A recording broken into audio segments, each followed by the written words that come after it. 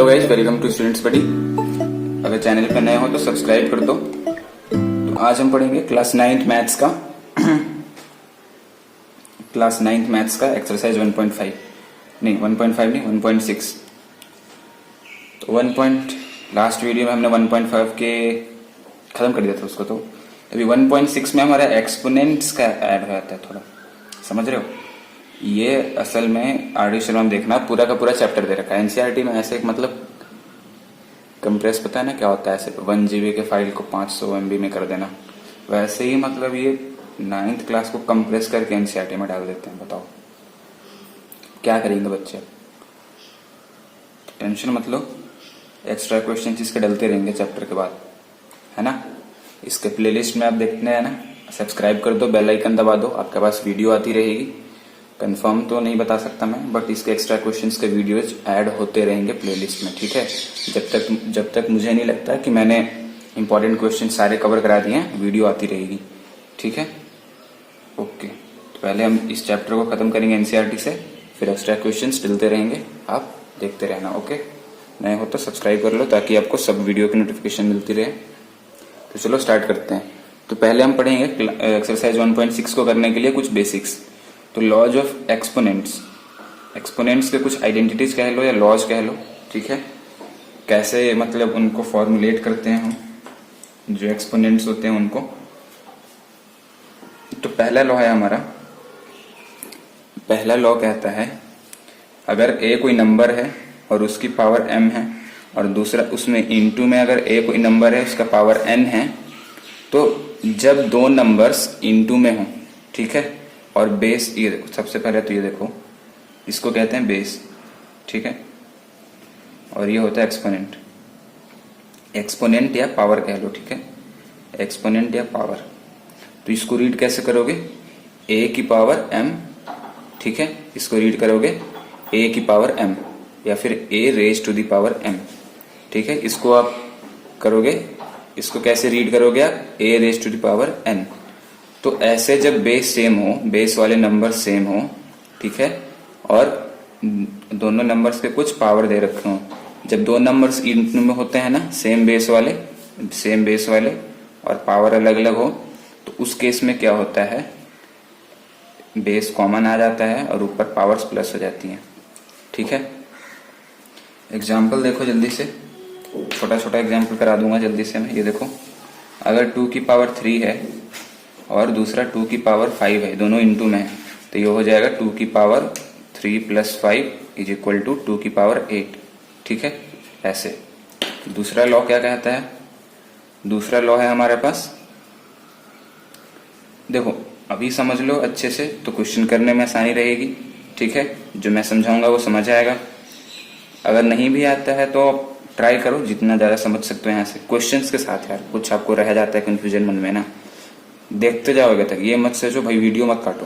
पहले बोल रहा हूँ पूरी वीडियो देखो, मेरे सारे लेक्चर्स देखो, फिर उसके बाद समझना है ना। अगर मैं एक्सरसाइज खत्म करा दूं, कुछ ऐसा छूट जाए तब बताना मेरे को, ठीक है।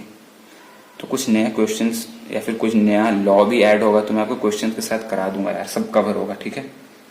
और अगर ऐसा सिचुएशन मिले आपको, ये देखो बेस a हो और इनटू में हो पावर ऐसे m और n, m उसके ब्रैकेट्स में फिर इसका पूरे का पावर n, तो इस केस में क्या है, पावर इनटू हो जाती है, m इंटू n हो जाता है, ठीक है। जैसे कि अगर आपके पास a की पावर 4 की पावर 3 है, अंदर 2 है, ठीक है, 4 का स्क्वायर और उसका भी पावर 3 है, ये स्क्वायर है, ठीक है, और उसका भी पावर 3, तो ये आपस में इंटू हो जाएंगे, तो ये क्या हो जाएगा, 3 2 6, 4 की पावर 6 हो जाएगा। ये ऐसे होगा कैलकुलेशन, ओके। थर्ड लॉ क्या कहता है?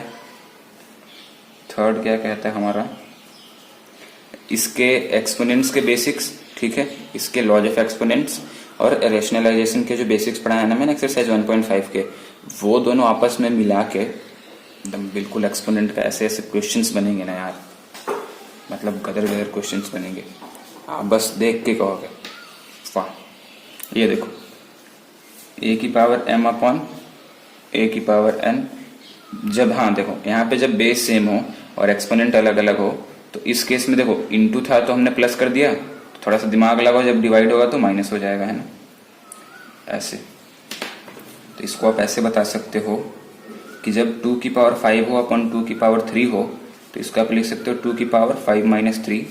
ध्यान दो, ऊपर वाले में से नीचे वाला माइनस करेंगे, ठीक है। तो इज इक्वल टू हो जाएगा 2 की पावर 5 माइनस 3 2, ऐसे। ओके, एग्जाम्पल दे रहा हूँ ताकि आपको घुसे दिमाग में यार, है ना, ऐसे तो समझ नहीं आएगा आपको।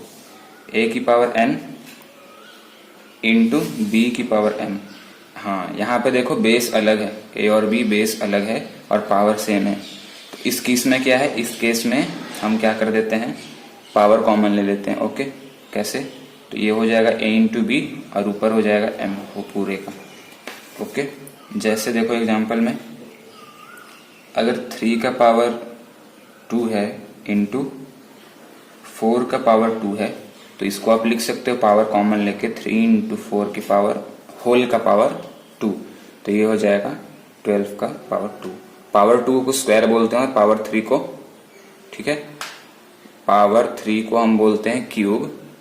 आपको पॉलिनोमियल्स में भी नहीं हो तो अभी पढ़ना है यार आपको।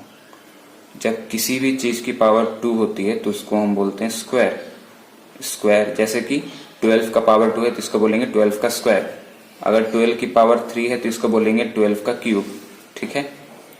ओके, ठीक है, तो अभी स्टार्ट करते हैं एक्सरसाइज। तो आते हैं क्वेश्चंस पे। देखो एक्सरसाइज 1.6 का क्वेश्चन नंबर 1 क्या है।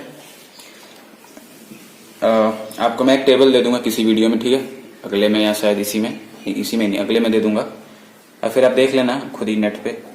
कुछ नंबर्स के स्क्वायर याद कर लेना, 8th क्लास में आपको बोला गया था। अगर नहीं मिलती है तो 8th क्लास की बुक खोलो, ठीक है, और उसमें आपको स्क्वायर्स एंड क्यूब्स दिए होंगे, 1 से लेके 20 तक 25 तक। तो वहां तक आप क्यूब तो 20 तक याद कर लो, 20 तक क्यूब याद कर लो, और स्क्वायर 25 तक याद रखो, ठीक है भाई। समझ में आ रहा है क्या बोल रहा हूँ मैं? चलो देखो, ये देखो 64 का पावर 1/2। मैं क्यों बोल रहा था समझ आएगा। ये जो 64 होता है, 64 किसका स्क्वायर होता है? 64 किसी का स्क्वायर नहीं होता, बल्कि 4 का क्यूब होता है। 8 का, देखो जो 64 होता है ना, वो 8 का स्क्वायर होता है, ठीक है। 8 इंटू जब 8 करोगे तो ये हो जाता है 64, ठीक है। तो ये आप देखो, ये आ जाएगा 8 का पावर 2 और उसका पावर 1/2, ठीक है।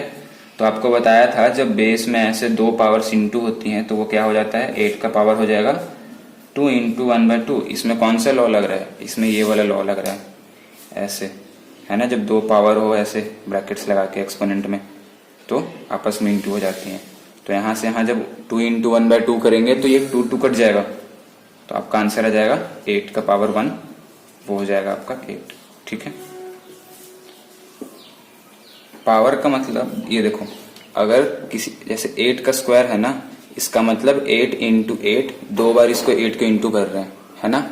और अगर 8 का क्यूब है, पावर का मतलब ये होता है कि अगर 8 का क्यूब है तो वो 8 इंटू 8 इंटू 8, मतलब जितनी पावर होगी उतने बार मल्टीप्लाई होगा सेम नंबर, ये होता है इसका मतलब। क्वेश्चन नंबर 2 देखो, 32 के पावर 1/5।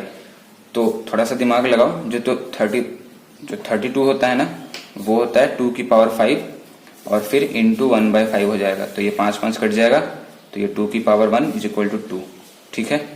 2 की पावर मतलब 1 मतलब 2 एक बार इंटू हो रहा है, तो वो 2 ही रहेगा। समझ में है पावर का मतलब? पावर का मतलब कि किसी भी नंबर का जितना पावर है उतने बार उसका सेम नंबर से मल्टीप्लीकेशन। ये देखो, जो 125 है वो होता है 5 का क्यूब, मतलब 5 की पावर 3 और ऊपर से 1/3, तो ये हो जाएगा 5 की पावर 3 इंटू 1/3, 3 से 3 कट जाएगा, तो ये हो जाएगा 5 की पावर 1 इज इक्वल टू 5। तो ये था हमारा बेसिक सा कंसेप्ट, पावर को कैसे क्वेश्चंस अटेम्प्ट करते हैं एक्सपोनेंट्स का। तो ये तो काफी इजी था। अभी जो आगे और क्वेश्चन मिलेंगे ना सिंप्लीफिकेशन के, इसमें तो नहीं है, बट मैं आपको करा दूंगा, ठीक है, अलग से। तो बहुत ही मस्त मस्त क्वेश्चंस करेंगे इसमें यार, ऐसे मस्त मस्त वीडियो जाने वाले हैं, इंपॉर्टेंट क्वेश्चन कराऊंगा सारे, ठीक है। सारा कंसेप्ट कवर होगा, बिल्कुल हाई लेवल तक जाएंगे, ठीक है। तो सब्सक्राइब नहीं किया तो सब्सक्राइब कर दो, वीडियो अच्छी लगी हो लाइक करो, शेयर करो, अपने फ्रेंड्स की हेल्प करो, ठीक है। तो मिलते हैं अगले वीडियो में, मज़ेदार वीडियो में। Bye bye, take care. You're never gonna make it, you're not good enough. There's a million other people with the same stuff. You really think you're different? Man, you must be kidding. Think you're gonna hit it, but you just don't get it. It's impossible, it's not probable, you're irresponsible.